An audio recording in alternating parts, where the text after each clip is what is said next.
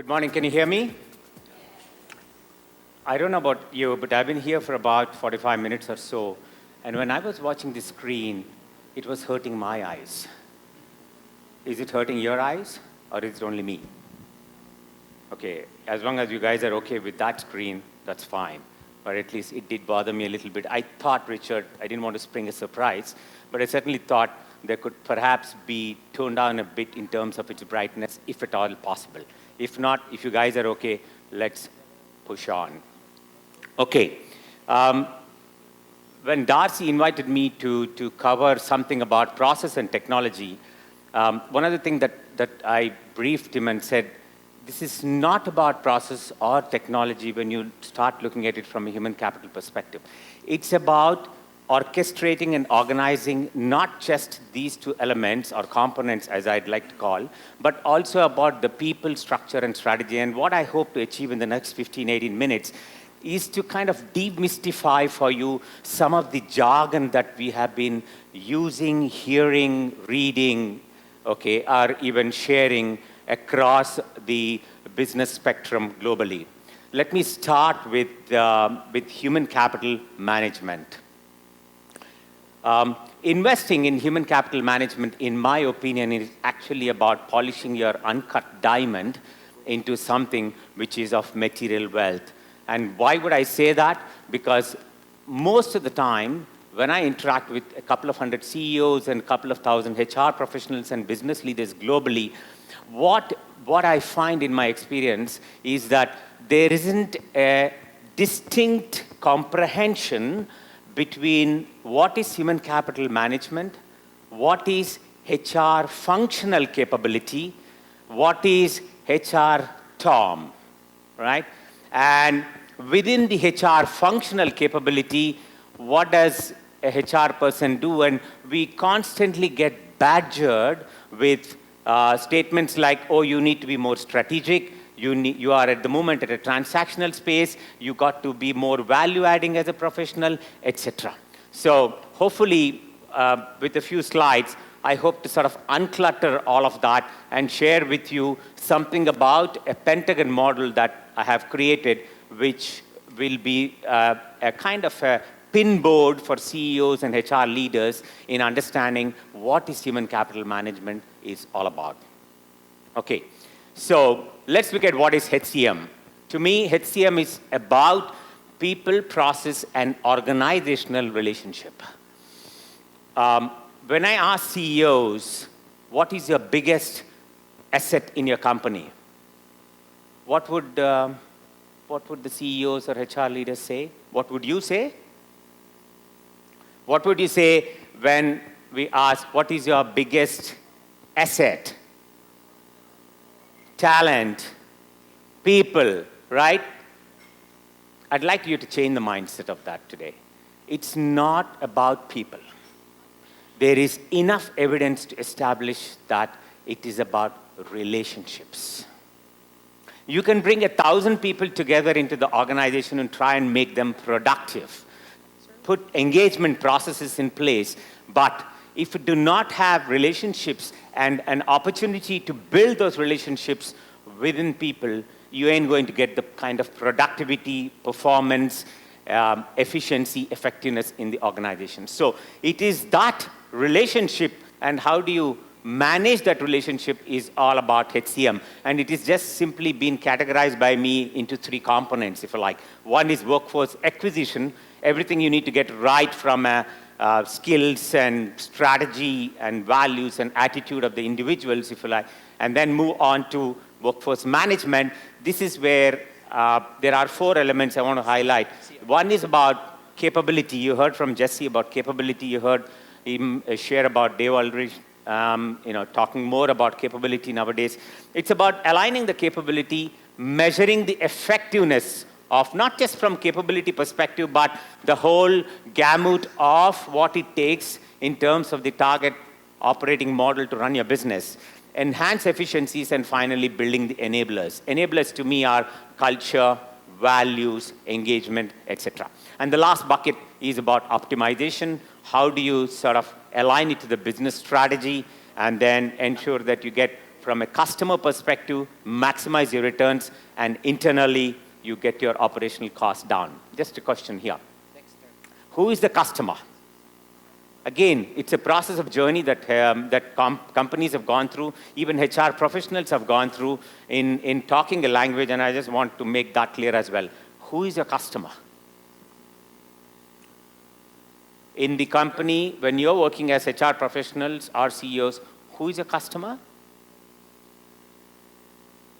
Well, I just want to sort of dispel that myth, right? There is only one customer that's external.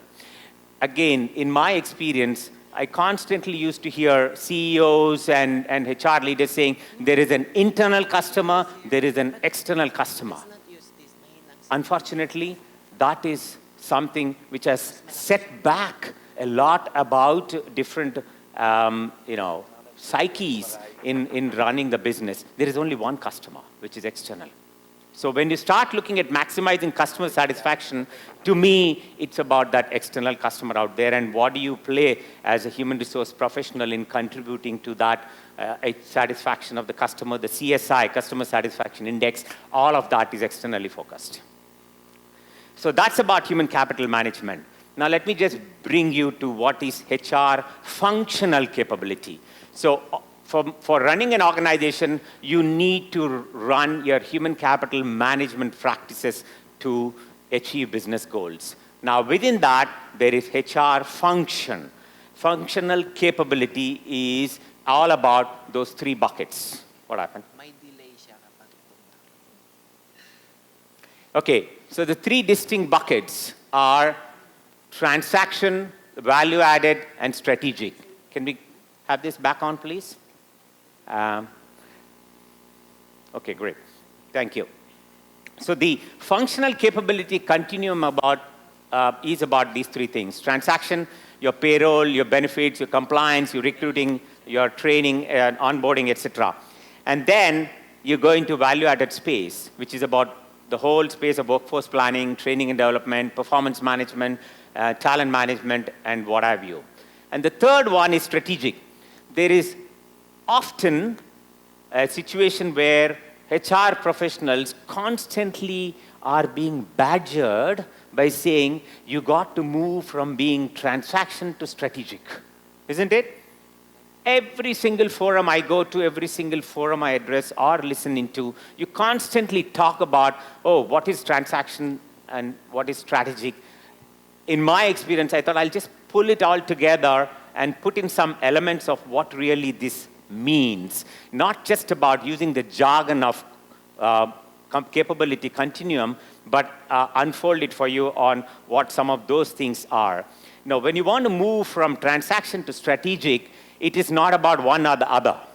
It's not. It's about integrating and delivering all the three, and that's where the capability need to be built for all of us. And this is not just about for human resource professionals, it's about line managers who manage people as well. How do they also consider themselves moving from each one of those buckets and integrating together?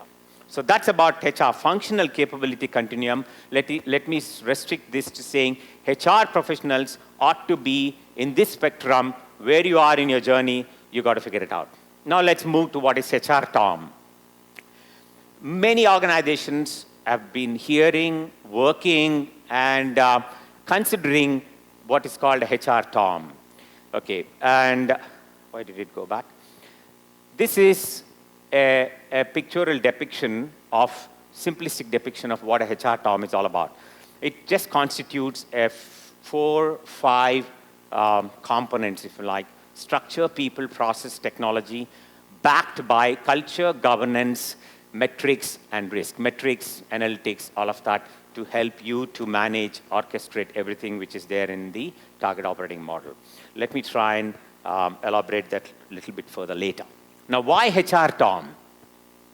You could argue, all of this is great. You got a human capital management, you got HR functional capability that need to be enhanced, built, including professionals, and now you're talking about the HR Tom, or the functional capability that need to be built. Now, linking it to the business success, I'll just take one example if you can't see the colors. The one on the turquoise blue on the right, in the 3-bar graphs there, that is high-impact HR. Okay? And the one on the left, which is the dark blue, is the low or average, low performance of HR. Now, research, this is a Deloitte report of 2014, December. Research established that high-impact HR can enhance adaptability to market changes 2.5 times higher in contributing to business performance. No-brainer, right? Likewise, if I just take another example, creating new products and services, if you have a high-impact HR function, then the opportunity for you to enhance its contribution to the business is 2.4 times higher. And I can go on. So therefore, this is the reason why you need to consider why you got to move into creating HR target operating model. Before we create a target operating model, let's evaluate some of the pain points. And this is the data we picked up from a few companies giving us feedback saying these are the reasons why we believe we need to restructure, reorganize ourselves. And I'll just highlight a few of them rather quickly. Obviously, people intensive. Every time there is a problem, as I have seen medium-sized organizations grow into large, or even startups and upstarts growing to medium-sized organizations, whenever there is a problem, they throw people at it. So that ain't going to solve your problem. So if you constantly make it a lot more people intensive, that is a symptom of something bigger to come for you to address later on. And then, of course, that leads to unclear roles and structure. You will have fragmented systems. You will have lack of analytics. There isn't integrated data that is made available, inefficient processes, and the virtuous cycle goes on. So some of these are the common pain points one starts facing. When you see symptoms of these as professionals, you know you got to address those symptoms and do something in terms of reviewing your process or technology, people capability, or even the structure. So, quick question. How many of you believe that HCM capability is a strategic lever to grow your business? Please raise your hands. It's a strategic lever to grow your business. Right? About 30% hands is what I see. Right. How many of you believe that HR functional capability with HR Tom is a key enabler to your strategy and execution? This is from a business perspective. Please raise your hands. Okay, that's about 20, 25 hands. How many of you are planning or embarked on a HR Tom journey? How many of you planned or embarked on a Tom journey? 3, 4, 5, 6, okay. 9, right, great. So when you start the HR Tom journey, you got to do something about it. Let's just dig faster and deeper into what exactly we ought to consider. Where do we begin? We need to do diagnosis first. You will hear from a lot of suppliers, vendors, people who would want to come, consultants, all of them coming and saying, you need this. You need technology, you need process reviews, you need re-engineering, you need automation, you need to outsource. You got to build creating centers of excellence. There is so much out there which is being brought to you for selling. Now you got to reflect back and say, hang on a minute, what do I need? To be honest, I don't know. I don't know what I need, and I'd like to discover what I need. And that's the state I have gone through when I was reviewing 42 countries for Standard Chartered Bank, where we were growing very rapidly, and as a global head of HR, I needed to consider if the top 12 countries is where I need to invest, how am I going to get this investment sorted, and what is it that is required from a HCM perspective?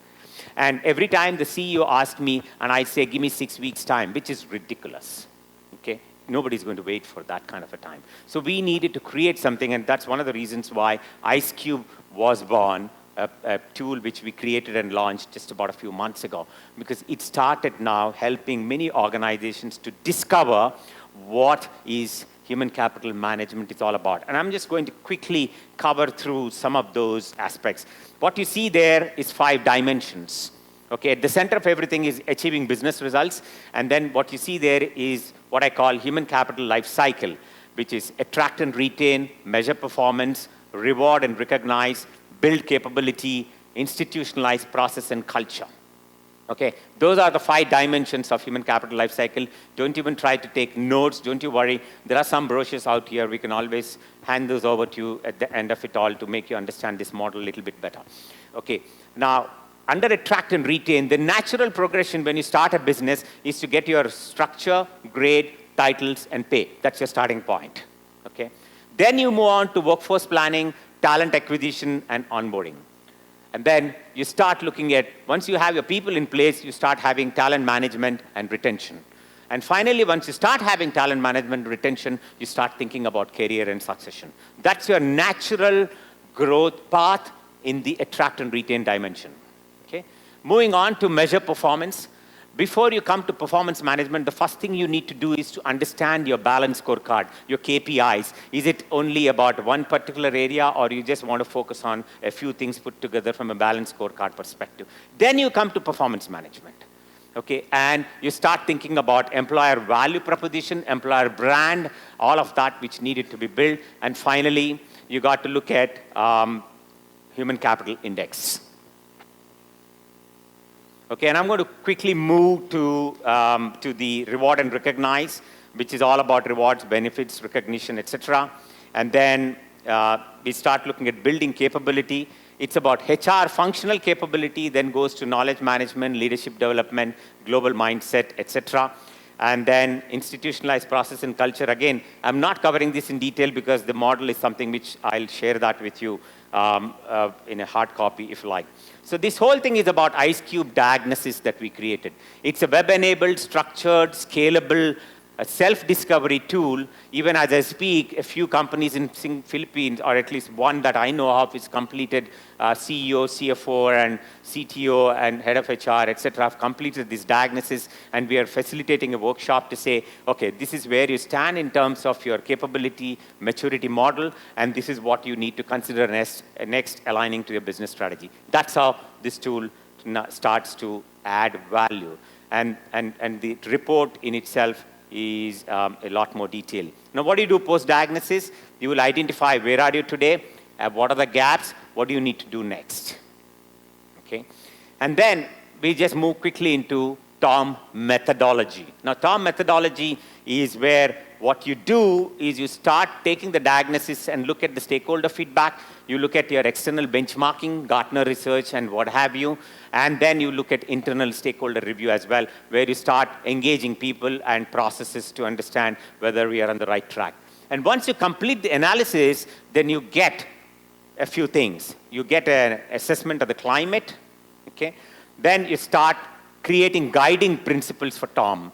And I'll probably share with you very quickly at the end about the guiding principles of TOM. And then you will end up with the current state architecture and a future state architecture. That's what the methodology of TOM when you start creating. Take all the data, map it.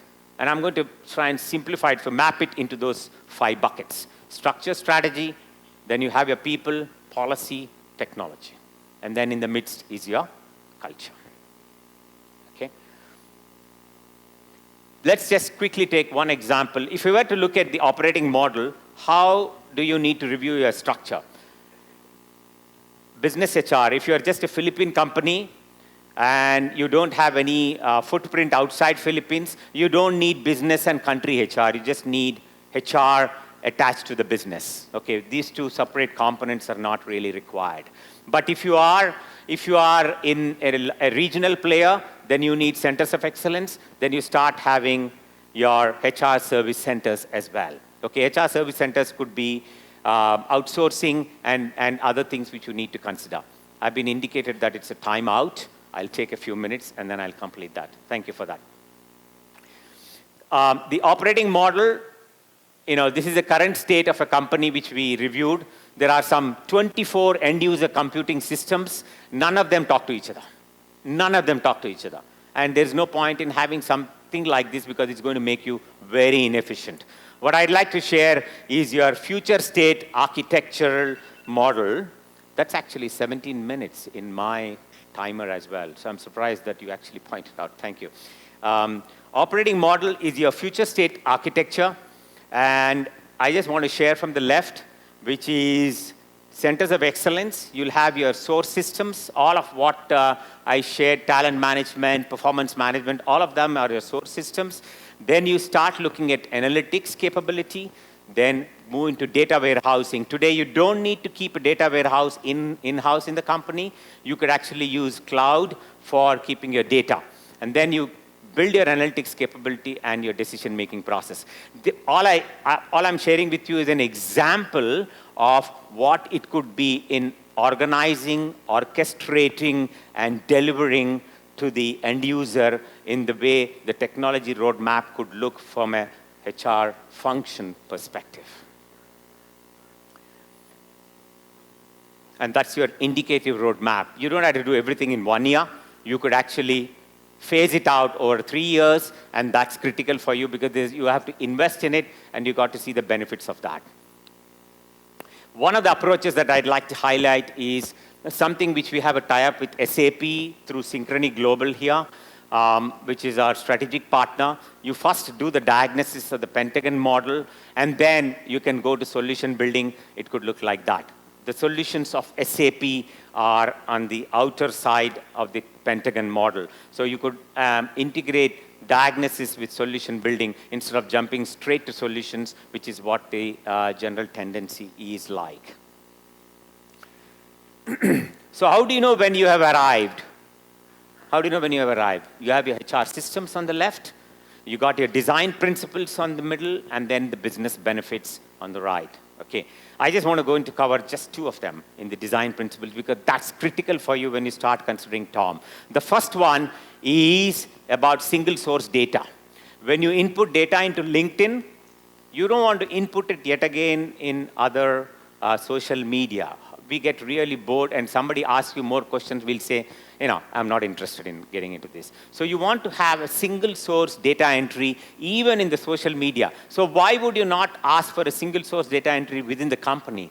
Filling up application forms and then something else and then something else, it's quite frustrating. End user experience is going to be really low. So single source data entry. And then the other one is ESS and MSS, employee self-service and manager self-service. More and more, we are all moving towards how do you build self-service capability. And those are some of the design principles. Business benefits are pretty clear in any case. Managing change, again, for want of time, I'm not going to cover this as detail. All I would say is it's the 3 I's, which is about inform the people, involve the people, and then inspire them the kind of benefits that they are likely to get, and then the rest will fall into place in creating your TOM. And don't get perturbed with a lot of detail here in terms of program governance. All you need to figure out is that when you start a TOM journey, you just need your governance model put in place. You'll have a technology and data standards put in place, and you'll have an investment council to ensure that you're spending your money wisely with less of risk and more of benefits that can come from the whole scene.